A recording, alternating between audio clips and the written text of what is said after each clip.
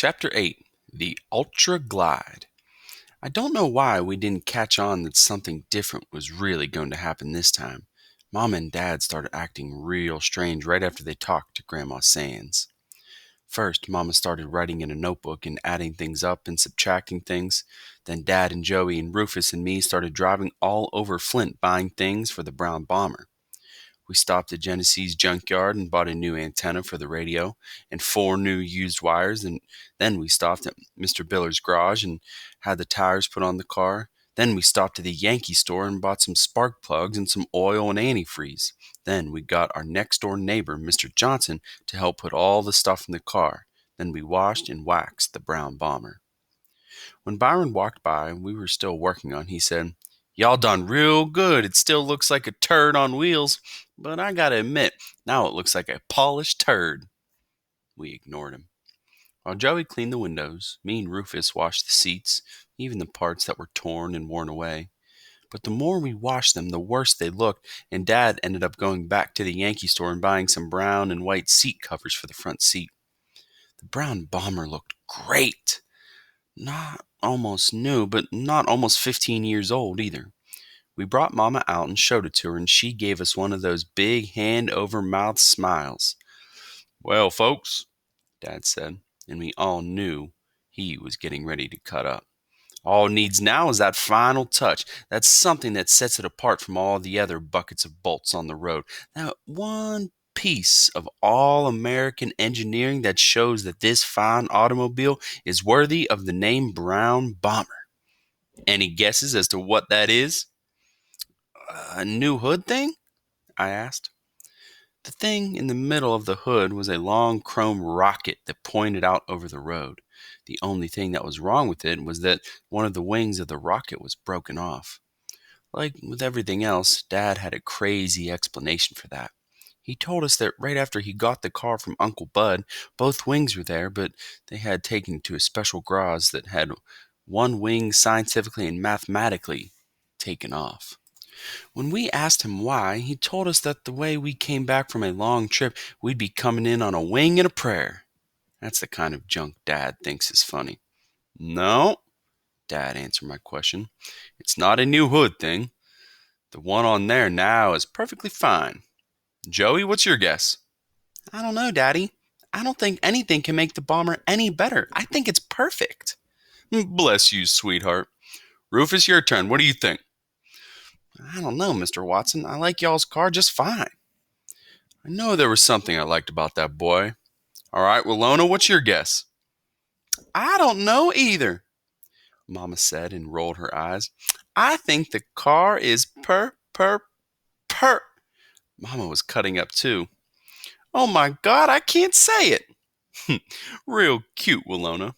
Well, since Kenneth and Mama have insulted the great brown one, I guess that leaves it up to Rufus and Pumpkin to put the final piece on." Dad handed the keys to Rufus. "Rufus, you open the trunk, and Pumpkin, there's a small bag in there. You have the honor of putting what's inside of it on." Rufus popped the trunk open, and Joey took a small paper bag out. She turned her back to everyone and looked inside. "Oh, Daddy, I love it." "Do you know where it goes?" "Yes, Daddy." "Okay, time's a-wasting. Put it on." She put her hand in the bag and without pulling out and said, "And now the thing that makes this car more perfect." Dad started helping Joey cut up. He said, "The final touch." Joey repeated, "The final touch, the height of technology. The height of technology, the ultimate in American knowledge. The ultimate in American knowledge." Mama couldn't take any more. "For God's sake, Daniel, what is it?" "It's the pinnacle of Western civilization." "It's the pinnacle of Western civilization." "Now, Joey, dazzle 'em, girl." Joey pulled her hand out of the bag and said, "It's a smelly green pine tree." Mama went, "Ugh," and walked back into the house. Joey hung the smelly green pine tree from the rearview mirror and scooted out of the car to let me and Rufus smell her fingers. But Dad wasn't through adding things to the brown bomber. On Saturday morning, Joey and me got up real early to watch cartoons, and Dad was already brushing his teeth and shaving. I went into the bathroom to watch him. I love the way that shaving soap smells. Hi, Dad. Morning, Kenny.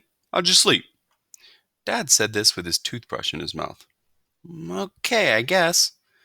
Then Dad pulled one of his famous tricks on me. He said, Kenny, look, and pointed it in the hallway. Even though I could think my head turned around and I followed Dad's finger. When I saw nothing and looked back, Dad was smiling a mile a minute, acting like he hadn't done anything, but I noticed that his toothbrush was gone.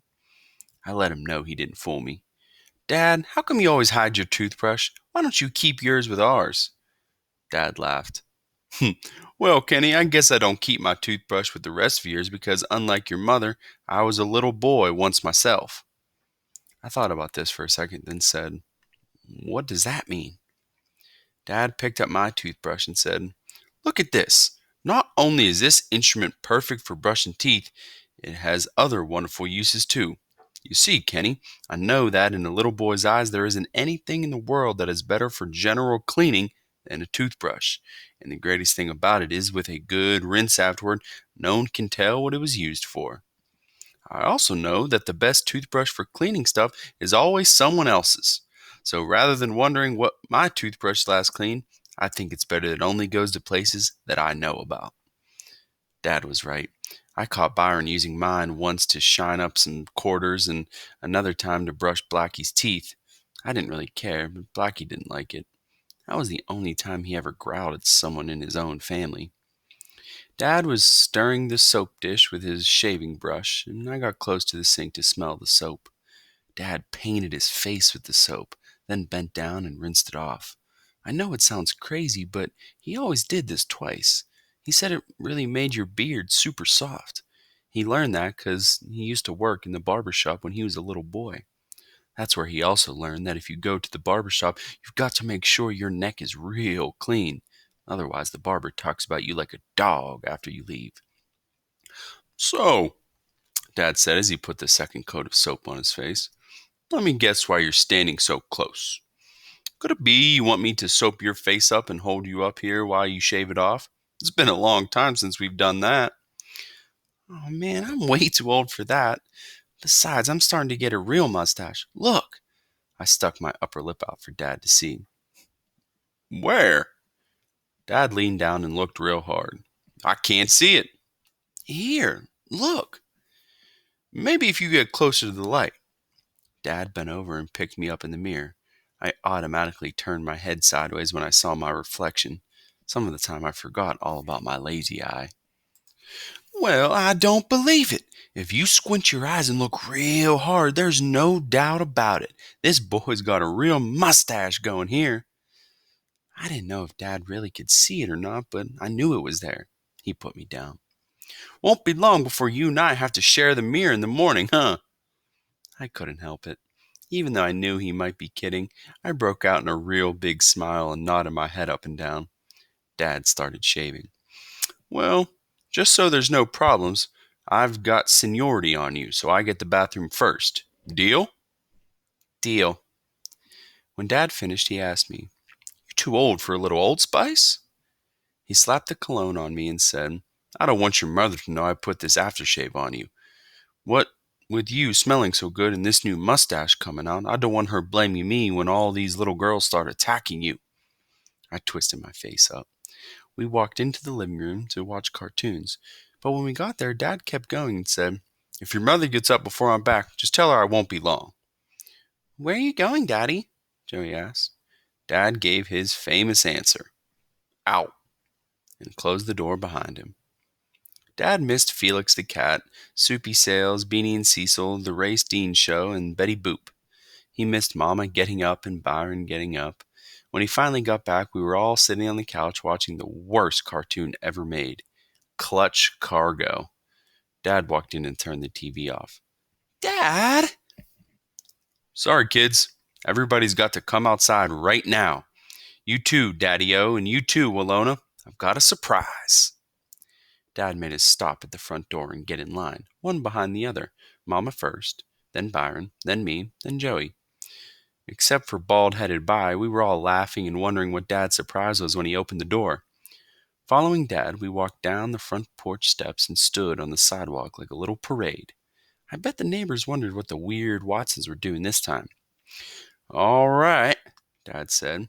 "When I say it, I want everybody to close their eyes. And I'm warning you, anyone who looks before I tell you is going to get it." My eyes, of course, would be sealed. If a bomb exploded under me, I'd be standing in a hole with my eyes sealed.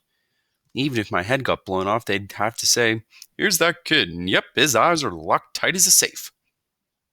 Byron said I was stupid for listening to everything that Mama and Dad said, but if I was so stupid, why was he the one who had a great big, bald, shiny, knotted up head? Dad said, "Okay, now hold the person in front of you by the shoulders. Willona, you hold on to mine. This is only going to take a minute."